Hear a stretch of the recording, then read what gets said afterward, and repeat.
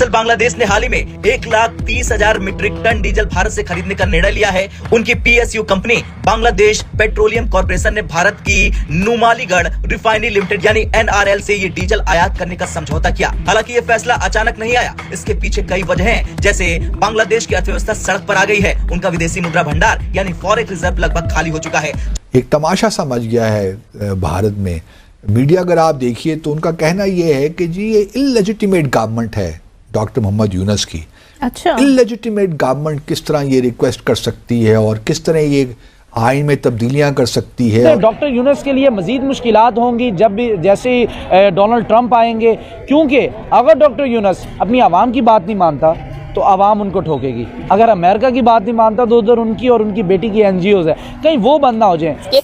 Direct धमकी दी है बांग्लादेश को कि भैया अगर आप हमसे बच सकते हैं तो बचकर दिखाएं। सिर्फ बांग्लादेश और इंडिया की तो आपस में काफी अच्छी बनती थी, आजकल काफी खतरनाक सिचुएशन उनकी नजर आ रही है हम लोगों को। एंड पाकिस्तान की तो दोस्ती काफी बुलंदी पर जाती हुई दिखाई दे रही है बांग्लादेश के साथ। इस पर क्या कहना चाहते हैं कि ये सिचुएशन कब तक काबू आएंगे? एशिया के अंदर इतना बड़ा एक टसल नजर आ रहा है या कोई उनके तनाज़े में, हमारी कतन ये ख्वाहिश नहीं है। हम ये भी चाहते हैं और ये मालूम है इस बात का कि भारत कितना अहम है बांग्लादेश के लिए और बांग्लादेश कितना अहम है भारत के लिए।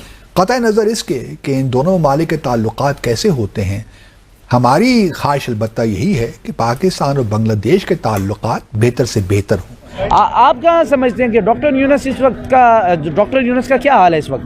जी, यहाँ तक मेरा ख्याल है, मुझे लगता है अब उनका ज़्यादा देर बांग्लादेश में नहीं टिक सकते। वो ज़ाहिरी सी बात, अगर उन्होंने बांग्लादेश में रहना तो उनको आवाम की सुननी पड़ेगी। अगर तो वो आवाम की नहीं सुनते तो फिर उनको वहाँ पे मुश्किलात का सामना करना पड़ेगा। जय हिंद दोस्तों, मैंने अपने चैनल पे ही ये वीडियो अपलोड की थी कि जब भारत से बांग्लादेश डिमांड कर रहा था डीजल एंड पेट्रोल की, भारत ने उस समय टेम्पररी डिनाई किया था। उसी समय भारत और बांग्लादेश के टेंशन थोड़ा राइज हो रहे थे। दोस्तों, बड़ी खबर ये निकल के सामने आई कि बांग्लादेश लेट गया था भारत के सामने, तो भारत ने बांग्लादेश को इस बार 40% ज़्यादा रेट पे डीजल एंड पेट्रोल की सप्लाई की है। जी हाँ दोस्तों, टाइम्स ऑफ इंडिया की खबर है ये।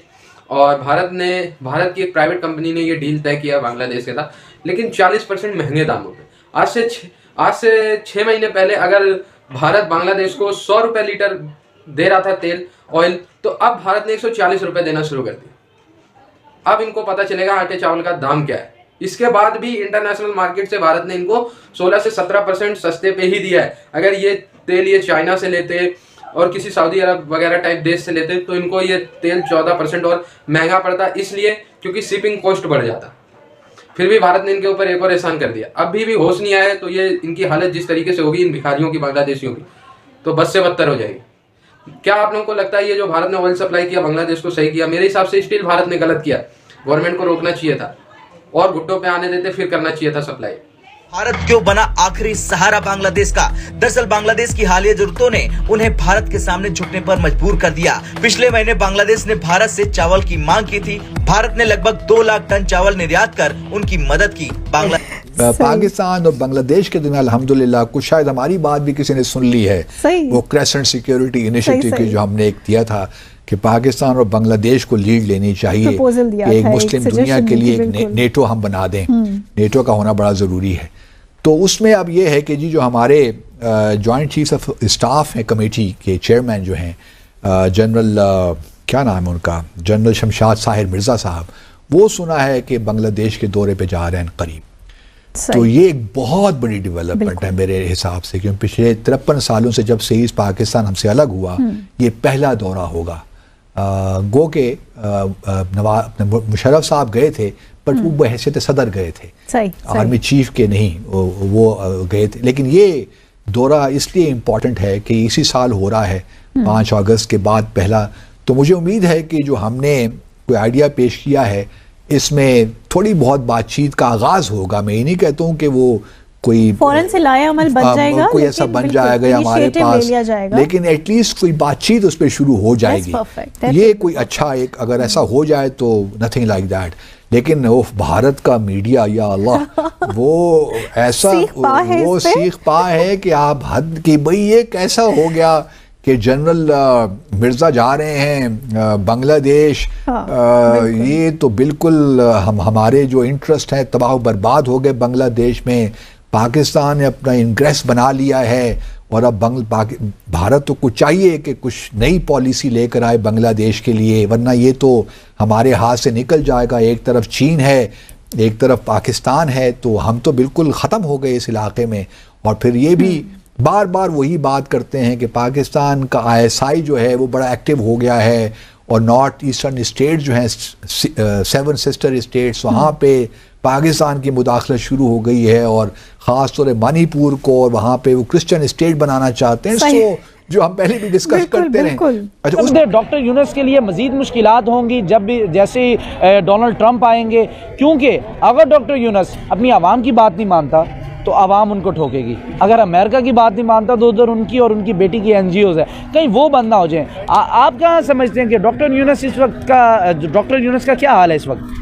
जी, यहाँ तक मेरा ख्याल है, मुझे लगता है अब उनका ज़्यादा देर बांग्लादेश में नहीं टिक सकते। वो ज़ाहिरी सी बात, अगर उन्होंने बांग्लादेश में रहना तो उनको आवाम की सुननी पड़ेगी। अगर तो वो आवाम की नहीं सुनते तो फिर उनको वहाँ पे मुश्किलात का सामना करना पड़ेगा।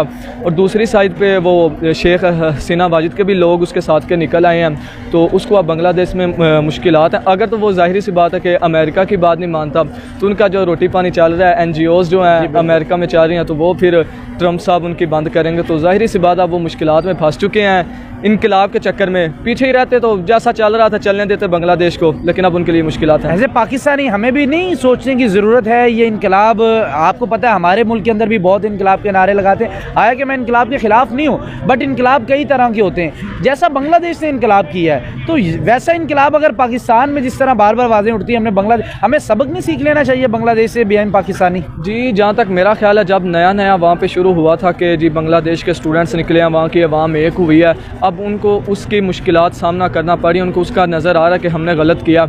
और as a Pakistani, as a नौजवान, हमारा भी जो खून है वो गर्म है। उनको देख के हमें भी लगता है कि अगर हम जी बाहर निकलेंगे, ये कर देंगे, वो कर देंगे। नहीं हो गया उनके हालात देख के आपको? अब उनका वही कह रहे ना, उनका जो रिजल्ट निकला उसको देख के अब सारे चुप कर गए हैं कि जैसा चल रहा है अल्लाह पे छोड़ देते हैं, चलने देते हैं। अगर इनकलाब के चक्कर में पड़ेंगे फिर इनकी भी कुछ मुश्किलात और बढ़ जाएंगी, तो जैसा चल रहा है चलने देते हैं। मीडिया अगर आप देखिए तो उनका कहना ये है कि जी ये इललेजिटिमेट गवर्नमेंट है डॉक्टर मोहम्मद यूनुस की।